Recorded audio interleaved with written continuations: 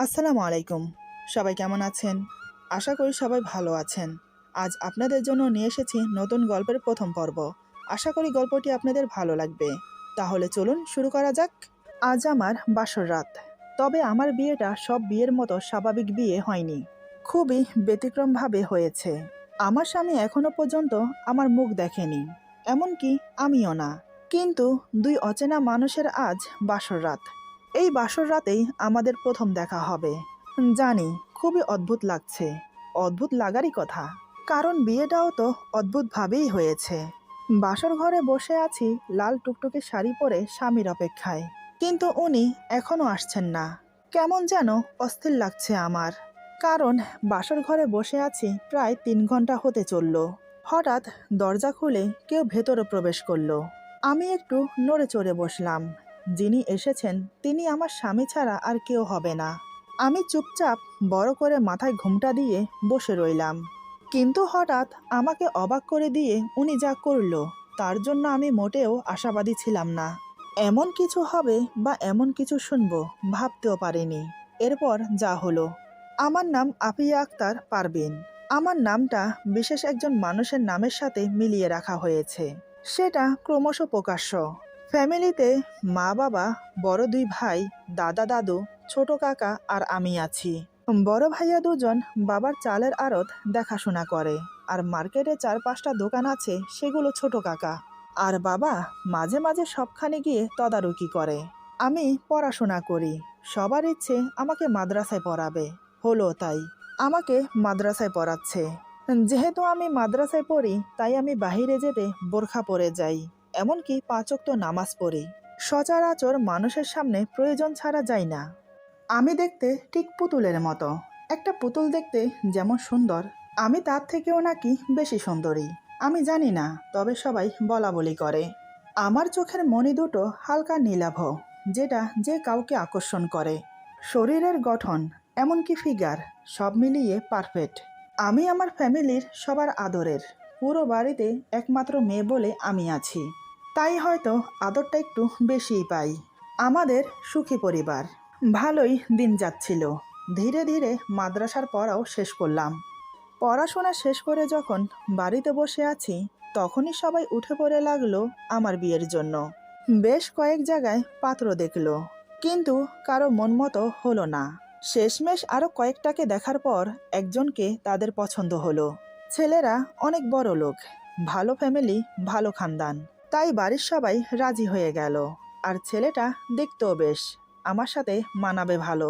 বিয়ের পাকা কথা হয়ে দিন তারিখ ঠিক হলো। আগামী মাসের 10 তারিখে বিয়ে। বিয়ে নিয়ে সব মেয়েরই স্বপ্ন থাকে। আমিও সেই স্বপ্নের সাগরে ভাসছি। কত কিছু মনে মনে প্ল্যান করে নিয়েছি। বিয়ের পর স্বামীর সাথে কি কি করব, তাকে নিয়ে কোথায় কোথায় ঘুরতে যাব, আরো কত কিছু। দেখতে দেখতে বিয়ের দিন ঘনিয়ে এলো। বাড়িতে হুলস্থুল কাণ্ড। বিয়ে বাড়ি বলে কথা, তবে আত্মীয় স্বজনদের অনেক আগেই দাওয়াত দেওয়া হয়ে গেছে। এখন শুধু বাড়ি সাজানো আর অনুষ্ঠানের আয়োজন করা। ধীরে ধীরে সবাই বিয়ের সব আয়োজন করে ফেলল। আজ গায়ে হলুদ। বাড়ি ভর্তি মেহমান গমগম করছে। ছেলে পক্ষ থেকে আমার জন্য হলুদ নিয়ে এলো। যারা হলুদ নিয়ে এসেছে তারা আমাকে দেখে তো প্রশংসায় পঞ্চমুখ। সবার মুখে মুখে আমার রূপের চর্চা, কিন্তু আমার পোশাক তাদের মন মতো হলো না। আসলে আমি হলুদের শাড়ি পরেছি বটে, তবে তার সাথে হেজাব পরেছি। এটা তাদের মন মতো হলো না। গায়ে হলুদের পর্ব শেষ করে তারা চলে গেল। ও, আপনাদেরকে তো বলাই হয়নি, আমার বিয়েতে আমার মায়ের এক সই এসেছে। তাদের যুগে তারা একে অপরকে সই বলতো, তবে আমাদের যুগে আমরা বান্ধবী বা ফ্রেন্ড বলি। মা আর মার বান্ধবী, তারা একদম 2 বোনের মতো। বিয়ের আগে তারা গলায় গলায় থাকতো, কিন্তু বিয়ে হয়ে যাওয়ার পর তেমন একটা দেখা সাক্ষাৎ হয় না, কারণ দুজনের বিয়ে অনেক দূরে দূরে হয়েছে। তাই এত দূর থেকে যাতায়াত করা সম্ভব হলেও ওই যে কথায় আছে না, বিয়ের পর মানুষ সাংসারিক হয়ে যায়। সংসার, তার সাথে সংসারের দায়িত্ব, সব ঘিরে ধরে। তবে হ্যাঁ, মনের টান ঠিক আগের মতোই রয়ে গেছে। মাঝে মাঝে ওদের ফোনে কথা হয়। আজ আমার বিয়েতে মায়ের বান্ধবী আর তার ছেলে এসেছে। ওনার হাজব্যান্ড নাকি অনেক আগেই মারা গেছে হৃদরোগে। স্বামী মারা যাওয়ার পর স্বামীর বিজনেস নিজের হাতে উঠিয়ে নেয়, কারণ পরিবারে আর কেউ ছিল না। মায়ের বান্ধবীর নাম রানু বেগম, আমি তাকে রানু খালা বলে ডাকি। যাই হোক, গায়ে হলুদ যেখানে হচ্ছে সেখানে শুধু মেয়েদেরই আনাগোনা ছিল, ছেলেদের আসা বারণ ছিল। যা হচ্ছে সব আমার কথা মতোই হচ্ছে, আর আমার কথা তো কেউ ফেলতে পারবে না। গায়ে হলুদের পর্ব শেষ হওয়ার পর আমাকে গোসল করানো হলো। তারপর এক সময় আমি ঘুমোতে চলে গেলাম। সকাল সকাল আবার ঘুম থেকে উঠে পড়লাম। আজ আমার বিয়ে, আত্মীয় স্বজন বাড়ি ভর্তি, এদিক থেকে সেদিক, সেদিক থেকে এদিক, মানুষ আনাগোনা করছে। তবে আমার রুমে মেয়েরা ছাড়া আর কেউ আসা নিষেধ। তাই এখনো পর্যন্ত বাড়ি ভর্তি এত মেহমানের ভেতর মেয়েরা ছাড়া আমাকে কোনো ছেলে এখনো পর্যন্ত দেখতে পায়নি। দুপুরের দিকে ছেলের বাড়ি থেকে আমার জন্য শপিং করা সব জিনিস পাঠানো হলো। তারা বলে পাঠিয়েছে মেয়েকে আগে থেকেই রেডি করে রাখুন, আমরা আসার সাথে সাথে যেন বিয়েটা হয়ে যায়, তাতে করে বেশি দেরি হবে না। দুপুর 2:30টার দিকে আমাকে সাজানো হলো। সবাই আমার দিকে হতবাক হয়ে তাকিয়ে আছে, কারোর যেন চোখের পলকই পড়ছে না। সবাই শুধু বিড়বিড় করে বলছে, এ কি মানুষ, নাকি কোনো পরী, নাকি স্বর্গের হুর, কোনটা? আরও নানান কথা বলতে লাগলো। এদিকে দেখতে দেখতে দুপুর পেরিয়ে বিকেল হলো, কিন্তু এখনো বরযাত্রী এলো না। এবার সবাই টেনশনে পড়ে গেল। ব্যাপারটা কি হলো কেউ বুঝতে পারছে না। আমার বাবা তো টেনশনে পুরো বাড়িতে শুধু পাইচারি করছে। ছেলের বাড়িতে ফোন দেওয়া হলো, কিন্তু কেউ ফোন উঠাচ্ছে না। দেখতে দেখতে সন্ধ্যা হয়ে গেল। এবার যেন পাহাড় সমান টেনশন সবার মাথায় ভর করলো। এবার বাবা আবার ফোন করলো। প্রায় কয়েকবার রিং হওয়ার পর ফোন রিসিভ হলো। বাবা ব্যস্ত হয়ে বলে, হ্যালো হ্যালো, শুনতে পাচ্ছেন আমার কথা? অপর প্রান্ত থেকে গম্ভীর কণ্ঠে একজন বলে, জি শুনতে পাচ্ছি, বলুন। বাবা বলে, কি ব্যাপার, কি হয়েছে, আপনারা যে এখনো এলেন না? লোকটি গম্ভীর কণ্ঠে বলে, আমাদেরকে ক্ষমা করবেন, ছেলে এই বিয়ে করতে চাইছে না। এখন ছেলে যদি বিয়ে না করে তাহলে আমরা এসে কি করব? ক্ষমা করবেন আমাদের। এই বলে লোকটা ফোন কেটে দিল। বাবা তো ধপ করে সোফায় বসে পড়ল। কাকা এসে বলে, কি হয়েছে ভাইয়া, ওনারা কি বলল? বাবার চোখে পানি, তার একমাত্র কলিজার টুকরার কপালে এই ছিল। কাকা বলে, আরে ভাইয়া কি হয়েছে, তুমি কান্না করছো কেন, বলো আমাকে। বাবা কাপা কাপা গলায় বলে, ওরা ওরা বিয়েটা ভেঙে দিল, আমার মেয়েটার কি হবে এখন? কথাটা পুরো বাড়িতে ছড়িয়ে পড়ল। সবার মুখে মুখে একটাই কথা, এই মেয়ের বিয়ে ভেঙেছে। এই মেয়েকে কে বিয়ে করবে? বিয়ে ভাঙা মেয়ের কখনো বিয়ে হয় না। কেউ অলক্ষিণী, অপয়া, নানান কথা বলতে লাগলো। ততক্ষণে কথাটা আমার কানেও এসেছে। কথাটা শোনার সাথে সাথে মাথায় যেন আসমান ভেঙে পড়ল আমার। এক নিমেষেই বুক ভরা আশা আকাঙ্ক্ষা সব ধূলিসাৎ হয়ে গেল। চোখের স্বপ্ন এখন পানির ধারায় বয়ে যাচ্ছে গাল বেয়ে। দু চোখ বেয়ে নীরবে জল গড়িয়ে পড়ছে।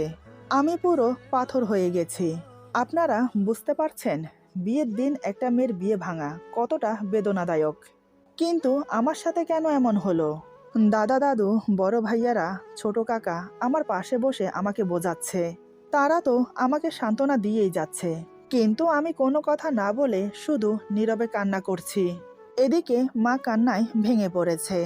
রানু খালা মাকে সান্ত্বনা দিচ্ছে, কিন্তু এই সান্ত্বনাতে কি হবে?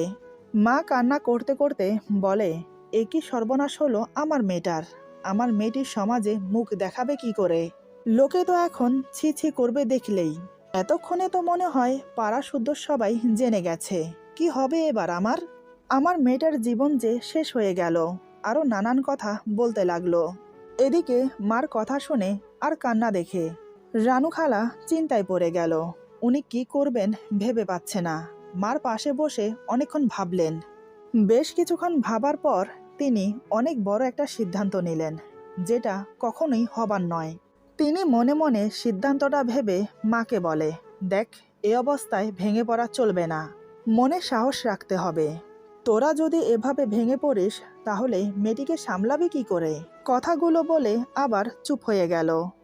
বেশ কিছুক্ষণ পর আবার বলে, আমি না একটা সিদ্ধান্ত নিয়েছি। জানি না আমার কথাটা শুনে তুই কি রিয়েক্ট করবি। আসলে আমি বলতে চাইছি আমার ছেলের সাথে পারভিনের বিয়ে দিতে। রানু খালার কথা শুনে মা অবাক হয়ে চোখ বড় বড় করে তাকিয়ে থাকে। রানু খালা বলে, আমি জানি তুই আমার কথা শুনে কেন অবাক হচ্ছিস।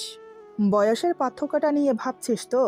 আমি জানি তোর মেয়ের থেকে আমার ছেলে 1 বছর 6 মাসের ছোট। এই সামান্য পার্থক্যটা কিছু যায় আসে না। যদি তোরা রাজি থাকিস তাহলে আমি আমার ছেলের সাথে তোর মেয়ের বিয়ে দিতে পারি, এতে আমার কোনো আপত্তি নেই। মা বলে, যদি তোর ছেলে বিয়ে করতে না চায় তখন? রানু খালা মুচকি হেসে বলে, ও আমার ছেলে, ওকে কিভাবে রাজি করাতে হবে সেটা আমি খুব ভালো করেই জানি। মা বলে, তাহলে আমি ওর বাবার সাথে কথা বলি। এই বলে মা রুম থেকে বেরিয়ে গিয়ে বাবা এবং অন্যান্য সবাইকে ব্যাপারটা জানালো। সবাই খুশি মনে সহমত জানালো। ছেলে বয়সে ছোট, তাতে কি হয়েছে? ছেলে দেখতেও তো বেশ, যেমন লম্বা তেমন তার ফিগার, এমনকি তার গায়ের রং, চেহারাটা খুবই আকর্ষণীয়। মোট কথা সব মিলিয়ে পারফেক্ট। আর আর্থিক অবস্থাও ভালো, তাই কারোর কোনো আপত্তি থাকার কথা না। সবাই এটা ভেবে খুশি হলো যে মেয়ে কলঙ্কের হাত থেকে বাঁচবে। সবাই যখন রাজি হয়ে গেছে তখন আমারও আপত্তি থাকার কথা ছিল না। এই সময়টা আপত্তি জানানোর সময়ও না। তবে বয়সটা নিয়ে মনের ভেতর একটা সংকোচ ছিল আমার। যাই হোক, অন্যদিকে রানু খালা তার ছেলের হাত ধরে ছাদে নিয়ে গেল। ওনার ছেলে বলে, আরে মা, তুমি আমাকে এভাবে ছাদে কেন নিয়ে এলে? কি হয়েছে? রানু খালা বলে, দেখে জিলু, আজ তোকে আমার একটা কথা রাখতে হবে। হ্যাঁ, রানু খালার ছেলের নাম মোহাম্মদ জিল্লুর রহমান জিলু। এখনও পড়াশোনা করে। এই তো এবার বিএ এক্সাম দেবে। বয়স আর কতটুকুই হয়েছে। যাই হোক, মায়ের কথা শুনে জিলু বলে, বলো কি কথা? রানু খালা বলে, আগে আমাকে কথা দে, তোকে আমি যেটা করতে বলবো তুই সেটা করবি। জিলু বলে, আরে মা, আগে বলো তো কি করতে হবে? রানু খালা বলে, তুই কিন্তু আমাকে কথা দিয়েছিস, তুই আমার কথা রাখবি। জিলু বলে, রাখার মতো কথা হলে নিশ্চয়ই রাখবো, বলো কি? রানু খালা জিলুর হাত শক্ত করে ধরে বলে, বাবা, তুই পারবিনকে বিয়ে কর। মায়ের কথা শুনে জিলুর মুখ হাঁ হয়ে গেল।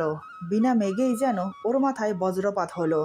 কয়েক মিনিটের জন্য সাইলেন্ট হয়ে গেল সে। মার দিকে একদৃষ্টে তাকিয়ে থাকে। জিলু বিশ্বাসই করতে পারছে না যে ওর মা ওকে এই কথা বলছে।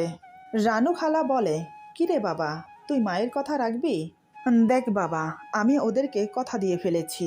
তুই একটা কথা ভেবে দেখ, তুই যদি মেয়েটিকে বিয়ে করিস তাহলে মেয়েটি কলঙ্কের হাত থেকে বেঁচে যাবে।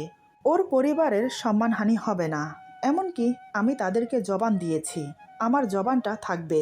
তুই রাজি হয়ে যা বাবা, আমি বলছি, আমি তোকে বলছি। তুই পারবিনকে বিয়ে করে ঠকবি না। খুব ভালো একটা মেয়ে, এমন মেয়ে আজকাল পাওয়া যায় না। মার কথা শুনে জিলু মায়ের হাত থেকে হাত ছাড়িয়ে নিল।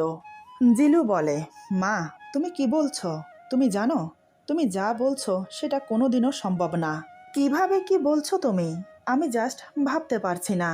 আরে, কাউকে জবান দেওয়ার আগে আমাকে জিজ্ঞেস করার প্রয়োজন ছিল আমি এই বিয়ে করতে রাজি কিনা।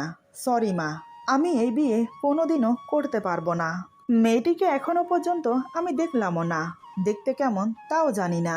তবে তুমি তো জানো মেয়েটি আমার থেকে বয়সে বড়, তাহলে কিভাবে কি হয়? নিজের বয়সের থেকে বড় একটা মেয়েকে বিয়ে করব আমি? তুমি এটা ভাবলে কি করে? না মা, আমি এ বিয়ে করতে পারবো না, আমাকে ক্ষমা করো। রানু খালা অনেকক্ষণ বোঝালো ছেলেকে, কিন্তু না, জিলুর একটাই কথা, সে এ বিয়ে করবে না, মরে গেলেও না। অনেক বোঝানোর পরেও যখন জিলু রাজি হচ্ছে না, তখন রানু খালা এমন একটা কথা বলল যেটা শুনে জিলু বাধ্য হলো বিয়েটা করতে। হঠাৎ রানু খালা বলে, তুই যদি এই বিয়ে না করিস তাহলে তুই আমার মরা মুখ দেখবি। এই ছাদ থেকে লাফিয়ে নিজের জীবন দিয়ে দেব আমি। মার মুখে একথা শুনে জিলু পাথরের মূর্তির মতো মায়ের মুখের দিকে তাকিয়ে রইল। নিজের মাকে যেন চিনতে পারছে না আজ। জিলু নিচের দিকে তাকিয়ে জোরে একটা নিঃশ্বাস নিয়ে বলে, ঠিক আছে, আমি এই বিয়ে করব, কিন্তু মা, আমি তোমাকে হারাতে পারবো না। ছেলের কথা শুনে রানু খালার মুখে হাসি ফুটে উঠল। তিনি এবার ছেলেকে বুকে জড়িয়ে নিলেন। ছেলের কপালে একটা চুমু খেয়ে বলে, আমি জানতাম তুই আমার কথা রাখবি। তুই যে আমার ছেলে, চল বাবা, সবাই অপেক্ষা করছে আমাদের জন্য। তারপর আর কি, জিলুর সাথে আমার বিয়ে হলো। বিয়ের পর রানু খালা বলে, বিয়ে যখন হয়ে গেছে তাহলে এবার আমরা বাড়ি ফিরে যেতে চাই। ও, এখন তো উনি আমার খালা নেই, শাশুড়ি মা হয়ে গেছে। শাশুড়ি মার কথা শুনে কেউ আর আপত্তি করলো না। সবার থেকে বিদায় নিয়ে গাড়িতে গিয়ে বসলাম। যেহেতু আমি মাথার ঘুমটা বড় করে রেখেছি, তার উপর ওড়নাটি একটু মোটা কাপড়ের, তাই আমার মুখ দেখা যাচ্ছে না। মা বাবা নিজের ফ্যামিলিকে ছেড়ে যাচ্ছি, চোখের জল আর বাদ মানছে না। নীরবে শুধু চোখের পানি ফেলে যাচ্ছি। এদিকে আমার পাশে আমার শাশুড়ি মা বসে আছে, কারণ জিলু গাড়ি চালাবে, এটা তাদের নিজস্ব গাড়ি। জিলু গাড়িতে বসে খুব জোরে গাড়ির দরজা লাগালো। মোট কথা পুরো গাড়ি কেঁপে উঠেছে। শাশুড়ি মা বলে, বাবা একটু আস্তে। আমি তো চুপচাপ বসে আছি। গাড়ি চলতে শুরু করলো। প্রায় 1.5 ঘন্টা গাড়ি চড়ার পর শ্বশুর বাড়িতে এসে পৌঁছেছি। এদিকে গাড়ি বাড়ির ভেতরে প্রবেশ করার পর জিলু গাড়ি থেকে নেমে সোজা বাড়ির ভেতরে ঢুকে গেল। আমার শাশুড়ি মা আমাকে নিয়ে গাড়ি থেকে নেমে এলো। আমাকে নিয়ে বাড়ির ভেতরে প্রবেশ করে দোতলার একটা রুমে আমাকে নিয়ে গিয়ে বলে, এটা হচ্ছে তোদের রুম। শোন মা, বিয়েটা যখন আচমকা হয়ে গেছে তাই সবকিছু মানিয়ে নেওয়ার চেষ্টা করবি, বুঝতেই তো পারছিস। এরপর শাশুড়ি মা আমাকে আরও অনেক কিছু বুঝিয়ে চলে গেল। আমি খাটের উপর বসে আছি। আজ আমার বাসর রাত। এদিকে আমি অপেক্ষমান স্বামীর জন্য। অন্যদিকে জিলু ছাদে গিয়ে খোলা আকাশের নিচে দাঁড়িয়ে আকাশের পানে চেয়ে ভাবতে লাগলো নানান কথা। কি থেকে যে কি হয়ে গেল কিছুই বোধগম্য হচ্ছে না ওর। এদিকে আমি অপেক্ষা করতে করতে ঝিমোচ্ছি। রাত এখন কয়টা বাজে তাও জানি না। ঘুমটা উঠিয়ে ঘরের চারিদিকে দেখতেই দেয়ালে টাঙানো ঘড়ির দিকে চোখ পড়ল। রাত এখন 1টা বাজে। ঘড়ির টাইম দেখে একটু অবাকই হলাম। পাক্কা 3 ঘন্টা বসে আছি আমি, কিন্তু ওনার আসার নামগন্ধ নেই। ব্যাপারটা কি ঠিক বুঝলাম না।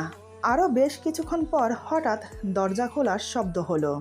ঘরের দরজা খুলে যিনি প্রবেশ করেছেন তিনি আর কেউ নয়, আমার স্বামী। এবার আমি একটু নড়ে চড়ে বসলাম। জিলু রুমে প্রবেশ করে জোরে দরজা লাগিয়ে দিল। দরজা লাগানোর শব্দে আমি খানিকটা কেঁপে উঠি। উনি আমার সামনে এসে আমাকে অবাক করে দিয়ে সামনে থাকা টি টেবিলে জোরে একটা লাথি মারলো। লাথি মারার সাথে সাথে টেবিলটা কাত হয়ে পড়ে গেল। সাথে টেবিলের উপরে রাখা পানির জগ আর গ্লাস পড়ে ভেঙে গেল। এতক্ষণে আমার যা বোঝার আমি বুঝে গেছি, মানে এই বিয়েতে ওনার সম্মতি ছিল না। কিন্তু তাহলে আমাকে বিয়ে করলো কেন? আমি ঘাবড়ে না গিয়ে স্বাভাবিক থাকার চেষ্টা করলাম। এবার জিলু আমাকে অবাক করে দিয়ে বলে, আপনি তো বড়ই ধূর্ত, একটা হাঁটুর বয়সী ছেলের সাথে বিয়ে করে নিলেন। লজ্জা বলতে কিছু আছে আপনার? আমি বললাম, আপনি আমাকে ভুল বুঝছেন, আসলে ব্যাপারটা তা না।